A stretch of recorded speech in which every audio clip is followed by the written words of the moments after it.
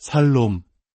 하나님의 크신 사랑과 평안이 이 말씀을 듣는 모든 분들의 삶에 가득하기를 기도합니다. 혹시 거대하게 침몰하는 타이타닉호 위에서 필사적으로 갑판 의자를 재배치하는 모습을 상상해 보신 적이 있으십니까? 아무리 의자를 아름답게 정돈하고 보기 좋게 만들어도 배는 결국 차가운 바닷속으로 가라앉고 맙니다. 겉모습은 나아질 수 있지만 근본적인 운명은 바뀌지 않는 것이죠. 우리의 노력만으로 천국에 이르려는 시도가 바로 이와 같습니다. 침몰하는 배 위에서는 갑판을 꾸미는 화려한 기술이 아니라 우리를 구해줄 단 하나의 구명보트가 필요할 뿐입니다. 오늘 우리는 성경 에베소서 2장의 말씀을 통해 바로 그 구명보트가 되어주시는 하나님의 놀라운 은혜에 대해 깊이 묵상해 보고자 합니다. 이 말씀이 여러분의 마음에 깊은 울림을 주고 삶의 방향을 비추는 등대가 되기를 소망합니다. 만약 이 메시지가 여러분의 영혼에 와닿는다면 이 은혜의 소식을 주변에 나누어 주십시오. 구독과 알림 설정은 더 많은 이들에게 이 생명의 말씀을 전하는 귀한 통로가 될 것입니다. 주님의 이름으로 여러분을 축복합니다. 먼저 우리는 왜 우리에게 은혜가 절실히 필요한지 깨달아야 합니다. 사도 바울은 에베소서 2장 첫 세 구절을 통해 은혜라는 눈부신 보석을 죄라는 어두운 벨벳 배경 위에 올려놓습니다. 보석 가게에서 가장 아름다운 다이아몬드를 선보일 때 어두운 천 위에 올려놓는 이유를 아십니까? 그 어둠 속에서 다이아몬드는 비로소 가장 찬란하게 빛나기 때문입니다. 은혜의 가치를 온전히 이해하려면 우리가 은혜 없이는 어떤 상태에 놓여 있는지를 먼저 직면해야 합니다. 성경은 말합니다. 그는 허물과 죄로 죽었던 너희를 살리셨도다. 그렇습니다. 그리스도를 만나기 전 모든 인간은 영적으로 죽어있는 상태입니다. 이것은 비유가 아닙니다. 마치 살아있는 시체, 즉 좀비와 같습니다. 우리는 걷고, 말하고, 일하고, 때로는 세상에서 큰 성공을 거두기도 합니다. 하지만 하나님과의 관계가 단절된 영혼은 생명의 근원으로부터 떨어져 나온 죽은 존재와 다름없습니다.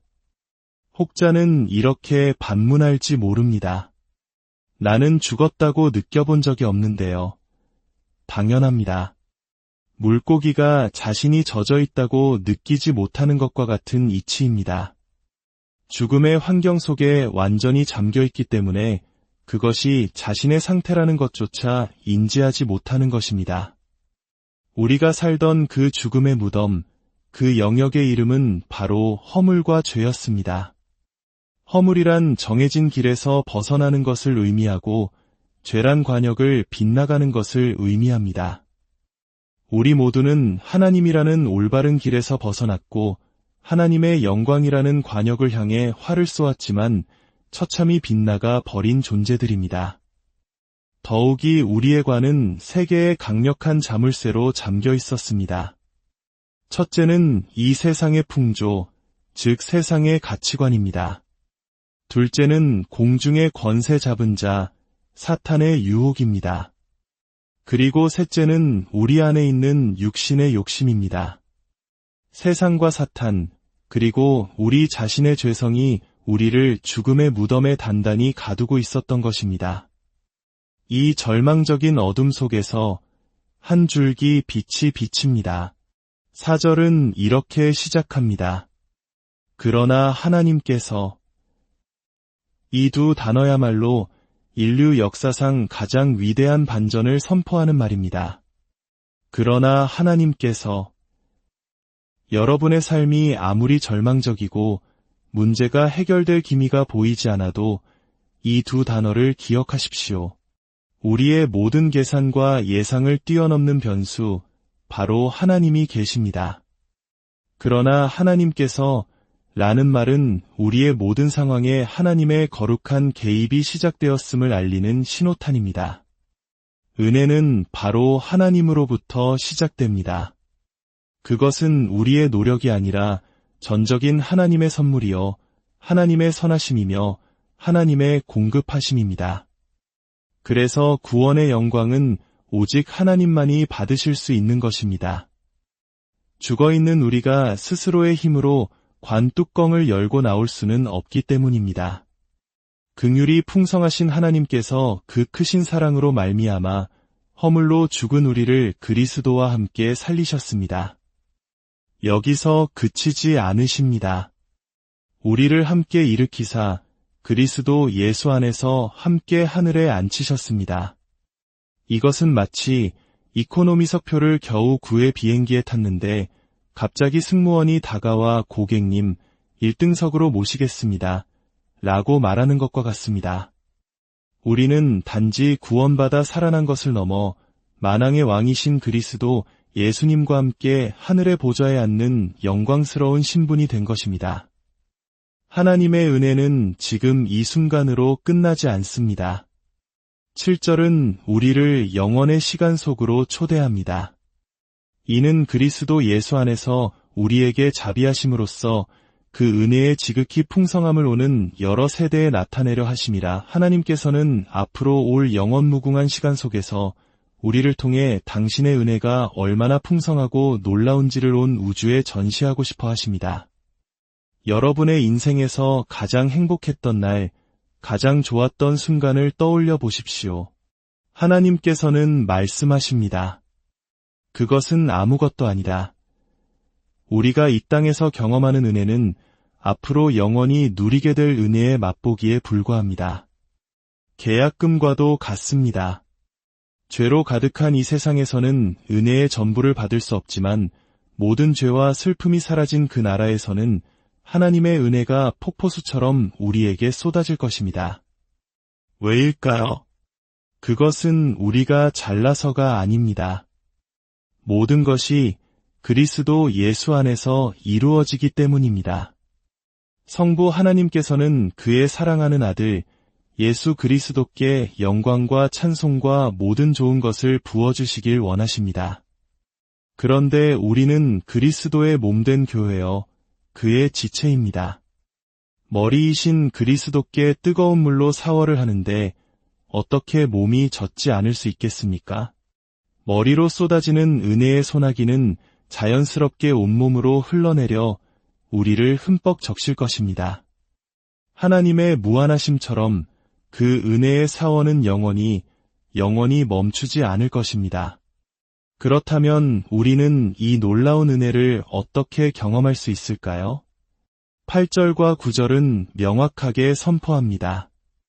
너희는 그 은혜에 의하여 믿음으로 말미암아 구원을 받았으니 이것은 너희에게서 난 것이 아니요 하나님의 선물이라.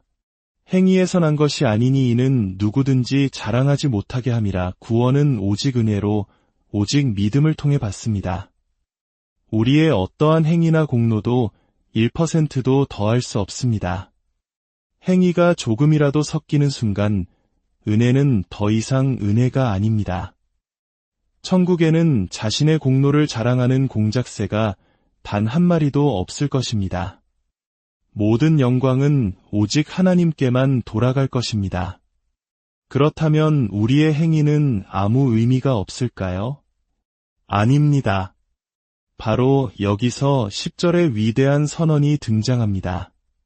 우리는 그가 만드신 바라 그리스도 예수 안에서 선한 일을 위하여 지으심을 받은 자니 이 일은 하나님이 전에 예비하사 우리로 그 가운데서 행하게 하려 하심이니라. 우리는 하나님의 걸작품입니다. 구원은 행위로 받지 않지만 구원받은 우리는 선한 일을 위해 새롭게 창조되었습니다. 여기서 말하는 선한 일은 단순히 착한 일을 하는 것과는 차원이 다릅니다. 세상 사람들도 착한 일은 할 수 있습니다. 그러나 성경이 말하는 선한 일은 하나님께서 미리 준비해 놓으신 하나님께 영광을 돌리는 바로 그 일들을 의미합니다. 그렇다면 어떻게 그 선한 일을 행하며 은혜로 충만한 삶을 살 수 있을까요? 오래전 나이아가라 폭포를 보러 간 적이 있습니다. 처음에는 멀리 호텔 방 창문에서 폭포를 보았습니다. 아름다웠지만 제 삶에 아무런 영향도 주지 못했습니다. 그저 즐거운 구경거리일 뿐이었죠. 조금 더 가까이 다가가 공원에서 폭포를 보았을 때 거대한 물줄기가 떨어지는 천둥 같은 소리를 들을 수 있었습니다. 호텔에서보다 훨씬 더 감동적이었지만 여전히 저는 구경꾼이었습니다. 길을 건너 폭포 바로 옆 난간으로 갔을 때 상황은 달라졌습니다. 폭포수가 바위에 부딪히며 만들어내는 물안개가 제 얼굴과 옷을 적시기 시작했습니다. 저는 더 이상 구경꾼이 아니라 폭포의 일부를 경험하기 시작했습니다. 하지만 진짜 경험은 안개숙녀호라는 유람선을 탔을 때 시작되었습니다. 배에 타자 사람들은 비옷과 우산을 나눠주었습니다. 배가 폭포 바로 아래까지 다가가자 말 그대로 하늘에서 물이 쏟아지는 것 같았습니다. 비옷도 소용없을 정도로 온몸이 흠뻑 젖었고 그 압도적인 힘과 아름다움 앞에서 저는 말을 잃었습니다. 우리의 신앙생활도 이와 같습니다. 많은 사람들이 호텔 방에서처럼 멀리서 예수님을 구경만 합니다. 주일 예배에 참석하고 성경 지식을 쌓지만 삶은 전혀 변하지 않습니다. 어떤 이들은 공원에서처럼 조금 더 가까이 다가가 신앙의 감동적인 소리들을 듣습니다. 하지만 여전히 삶은 젖지 않습니다. 그러나 우리가 용기를 내어 주님께 더 가까이 친밀함 속으로 나아갈 때 비로소 은혜의 물안개가 우리를 적시기 시작합니다. 그리고 안개숙녀호에 올라타듯 우리의 삶을 온전히 주님께 내어드릴 때 우리는 영적인 비옷이 필요할 정도로 은혜의 폭포수에 흠뻑 젖는 경험을 하게 될 것입니다. 은혜를 경험하는 비결은 은혜를 찾아다니는 것이 아닙니다. 은혜의 근원이신 예수 그리스도께 더 가까이 나아가는 것입니다. 그분과 친밀한 관계를 맺는 것을 삶의 최우선 순위로 삼으십시오.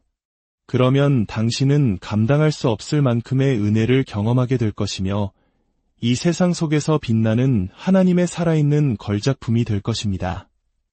사랑하는 여러분, 주님께 더 가까이 나아가십시오. 그분의 임재 안에서 잠잠히 머무르십시오. 그분의 말씀에 귀 기울이십시오. 그럴 때 메마른 여러분의 심령에 은혜의 강물이 흘러넘치고 여러분의 삶은 하나님의 영광을 드러내는 아름다운 이야기로 채워질 것입니다. 주님의 이름으로 모든 분들의 삶을 축복하고 기도합니다.